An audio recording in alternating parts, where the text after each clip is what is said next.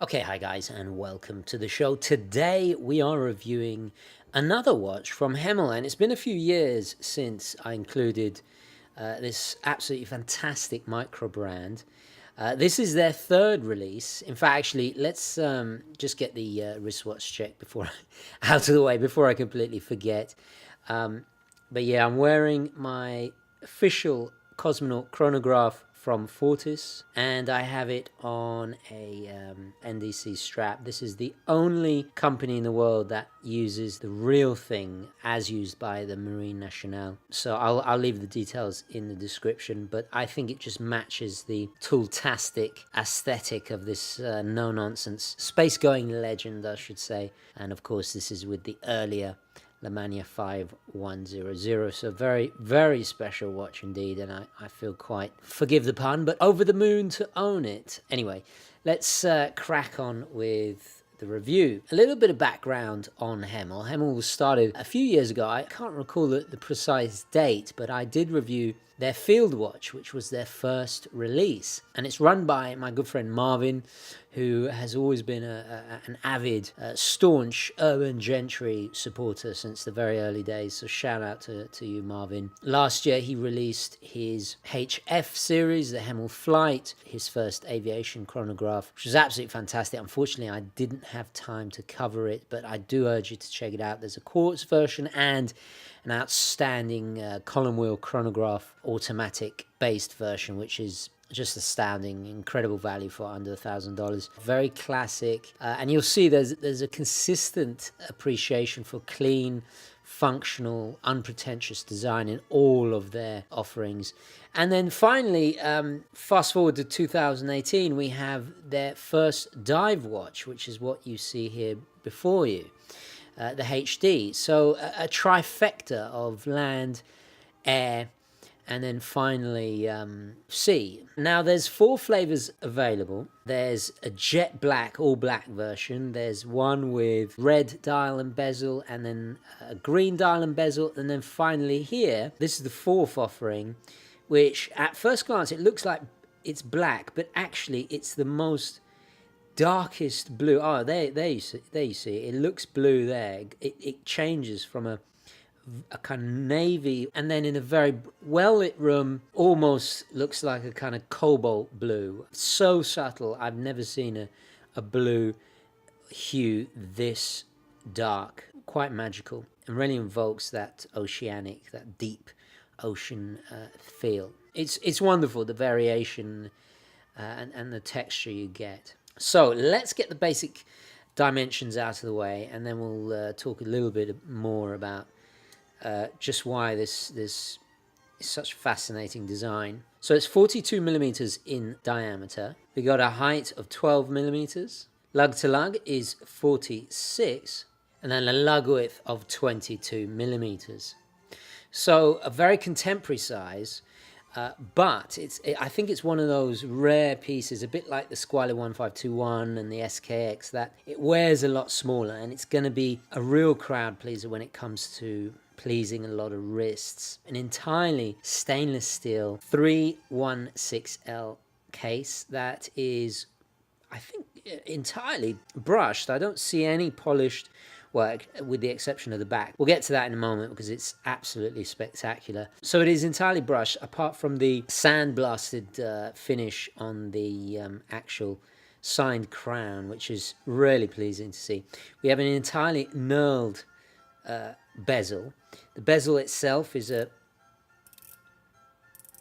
120 click, not that much wobble, to be honest. It's fairly sturdy. The actual insert is a sapphire glass, as is the domed sapphire glass of the main glass there. What is interesting about the actual sapphire glass, we have a coating in orange for the anti-reflective coating, and this is very, very deliberate, and you'll see in all of the Hemel watches a strong reoccurring theme of orange, and that is because Marvin is of Dutch descent, and obviously orange being an integral color to the the Dutch, and there you see it in the hand as well, and you'll see it pop up in every single one of Marvin's designs. The knurling is also on that signed crown with quite a small crown guards, but they do the job marvelously well, and they angle downwards perfectly just so you can get a grip on that screw down crown. The action of the screw down crown and threading is, as you'd expect, it's very easy to operate. The watch comes on a stainless steel bracelet. The first two links taper, and then we have, unfortunately, we don't have screwed links. It's just the old school pin. It is entirely brushed as well, and then we have a butterfly deployant signed there, as you can see, Hemel. The deployant itself is very solid, very responsive and secure. But then we have probably one of my favorite features. Look at that case back. It's not even engraved. It's like a relief. It's a work of art in itself. So we have a coat of arms there. We have two hippocampus sea creatures there, and in the center we have a coat of arms with Hemel HD series written underneath. This wreath framing it, and that beautiful blasted texture contrasting that high polish finish of the actual figures there, and of course little Neptune's fork, a wonderful little heraldic detail here. I mean, absolutely stunning. It's the only bit of ostentatious design we see in the watch. The rest of the watch is a very conservative but beautifully put together. Basically a nod to some of the most classic dive watches of all time. The bezel insert is very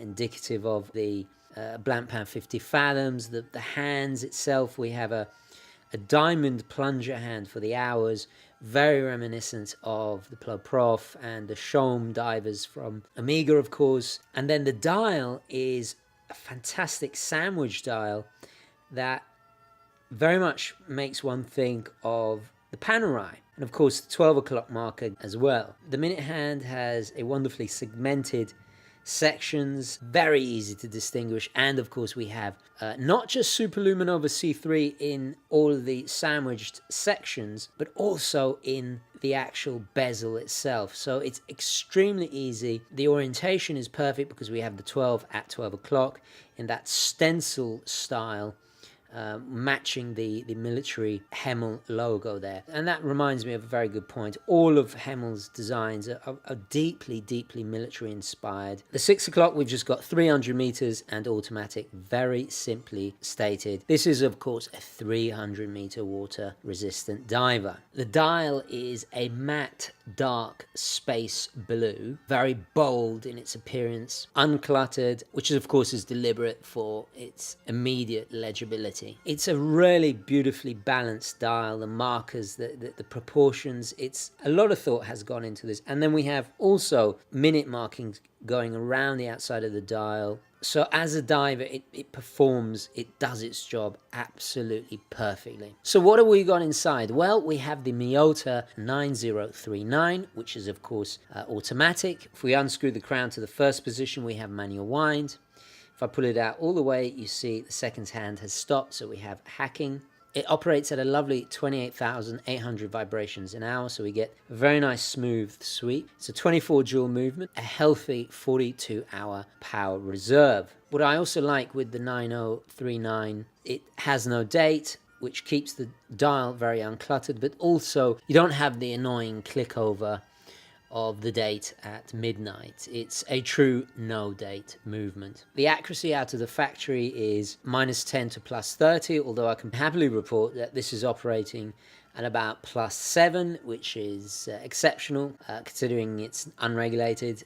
If you do regulate it, you can you can achieve absolutely fantastic accuracy. What is wonderful about the Miyota 9039 is that it's built like an absolute tank, extremely affordable to maintain, and has that trusted reliability you come to expect with the Miyota movements. So the big question is, how does this bad boy wear? Let's pop it on the wrist and find out.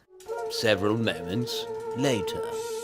So on my 6 1/4 inch wrist, it wears absolutely perfectly. I was a little bit trepidatious because obviously it's a 42 millimeters, but it wears a lot smaller. It's also quite slender. The lugs are quite small, however, it does hug the wrist very, very well indeed. It's extremely legible, it's remarkably comfortable. On the bracelet, it's about 168 grams. On the strap or NATO, it's about 100, just over 100 grams, about 108 grams. Very, very solid feeling. The perfect dimensions, I've got to say, for even the smaller wrist like mine. Yeah, finally, I'm not complaining about it being too large. Even though it's not monochromatic, but it's such a dark blue, it's going to be very compatible with a lot of straps. Maybe something the other more brighter colors are not going to be able to achieve, but I think the jet black would probably be my pick of the bunch. Anyway, let's summarize the watch. So we'll start with the positives. Well, the quality is there. It's an exceptionally well-made watch. The choice of materials is absolutely superb. You're getting something that is quite distinctive. It's not a homage of anything, which is very reassuring. I think this is probably Hemel's strongest offering so far. I think it's quite bewitching to look at. I love the bezel, absolutely adore the bezel. I love its kind of utilitarian, no-nonsense, unpretentious design. And talking of design, this is something that Marvin obviously does so well. He comes from a design background. He's an absolutely fascinating chap to talk to, and he knows his watches. I mean, it's an amalgamation of some classic watches, but without just copying them blatantly. It's very original. It's got its own thing going on. It really does evoke the feeling of a blank pan. I love the sandwich dial. It's got a lot of personality. It has a rugged kind of masculine charm. The price is $599, and I think that is fair considering the quality of materials. Functionally, it's fantastic.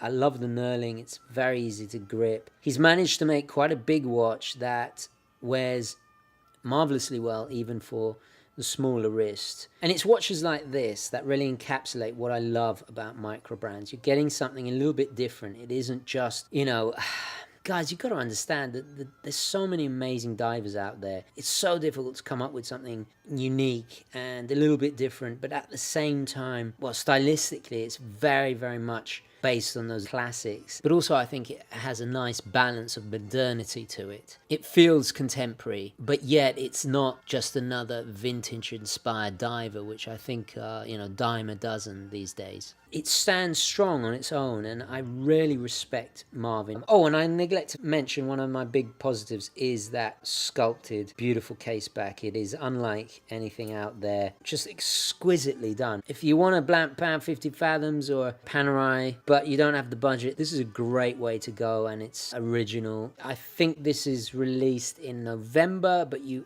can pre-order it. I highly recommend it, and I'm quite excited to see, because he's done his trifecta, he's done his land, air, and sea. What's Marvin going to do next? I'm really inquisitive and excited to see. Gonna leave it there, guys. Let me know your thoughts, queries, comments, opinions, all the rest of it down below. And please don't forget to like this video if you enjoyed it and found it useful. Thank you so much for watching, and I will catch you in the next one. Okay, ciao.